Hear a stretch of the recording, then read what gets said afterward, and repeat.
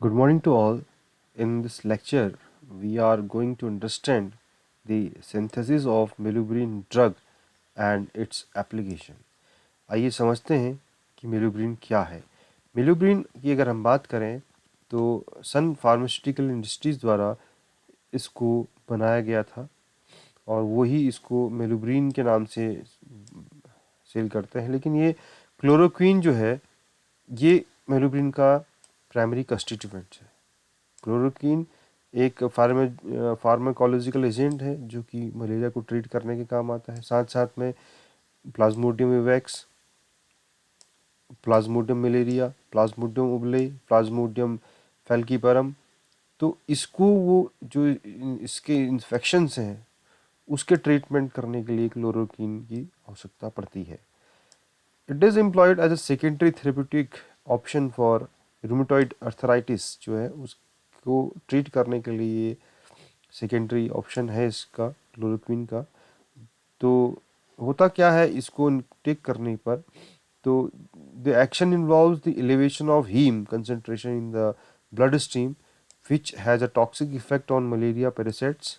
तो इसका ये एक्शन है और इस एक्शन की वजह से जो पैरासिटिक हॉल्ट है इन्फेक्शन का वो कम हो जाता है। क्लोरोक्वीन का फॉर्मूला हमारे सामने ये दिखाई दे रहा है जिसमें दो बेंजीन रिंग जुड़े हुए हैं। एक में जो बेंजीन का जो पार्ट है उसमें एन जुड़ा हुआ है जो कि क्विनोलिन के फॉर्मेट में पूरा ओवरऑल बना हुआ है। तो 7 क्लोरोक्विनोलिन इसको बोलेंगे हम। 7 पोजीशन पे है क्विनोलिन के, और इसके डाई इथाइल पेंटेन जो यहाँ पे आपको देख पा रहे हैं पूरा सा 1,4 डाई इथाइलमीन डाइमाइन, तो N4 7 क्लोरोक्विनोलिन 4YL N1 diethyl pentene 1,4 diamine इसका फॉर्मूले का नाम है। और फार्मास्यूटिकल एजेंट में मलेरिया के मैनेजमेंट के लिए इसका ज़्यादा रोल होता है और हाई इफिकेसी है इनकी rapid elimination of erythrocyte sejourns across all Plasmodium species. The chemical structure under consideration is derivative of quinoline, or wherein a chlorine atom is located at its meta position. तो molecule में 3 nitrogen atoms भी यहाँ पे दिख रहे हैं। एक quinoline का पार्ट है, एक, दो, तीन।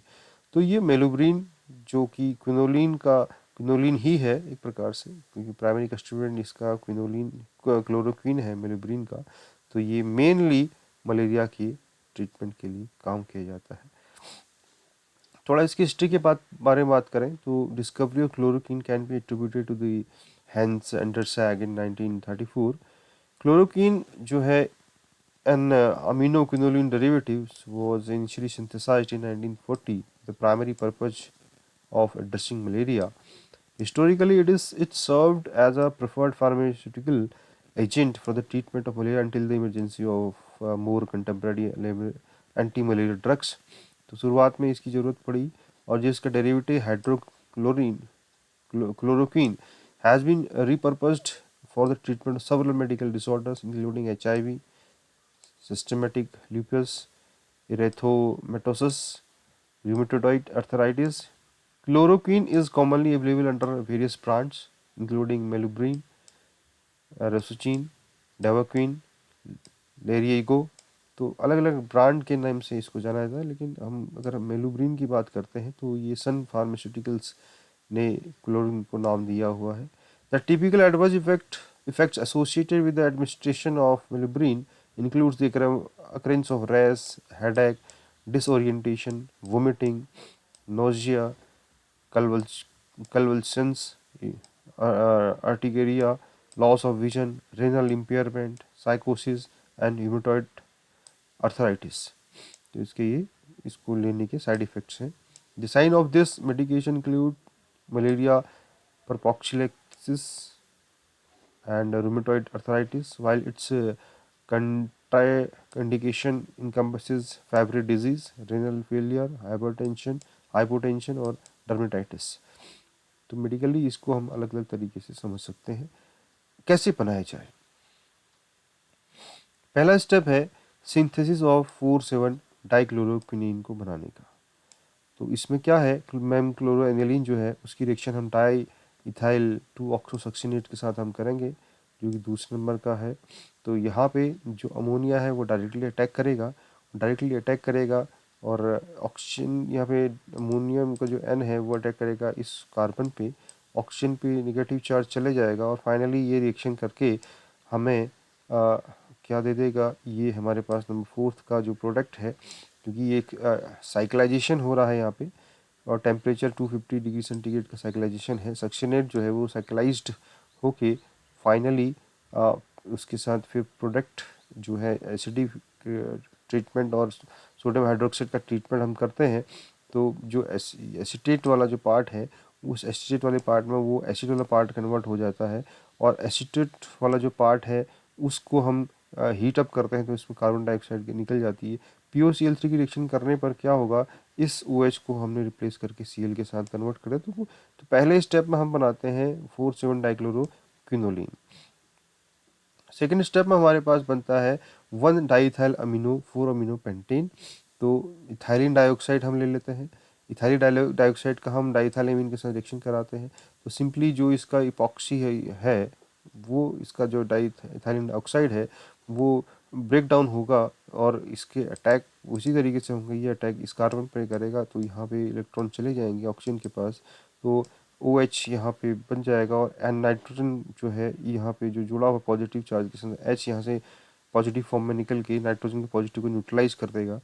तो ये फाइनली इस प्रोडक्ट को इस तरीके से आगे बढ़ेगा जहाँ से ये रिएक्शन और आगे फर्दर बढ़ेगी, जो फिर एसीटोन के साथ रिएक्शन होगी इसकी, और एसीटोन के साथ रिएक्शन होने के बाद इसका हम अमोनिया की प्रेजेंस में और हाइड्रोजन के साथ इसको हाइड्रेशन हम करेंगे तो फाइनली हमें जो प्रोडक्ट मिलेगा वो 1 diethyl amino 4 amino pentane बनेगा, जिसको हमने 12 से इंडिकेट किया है।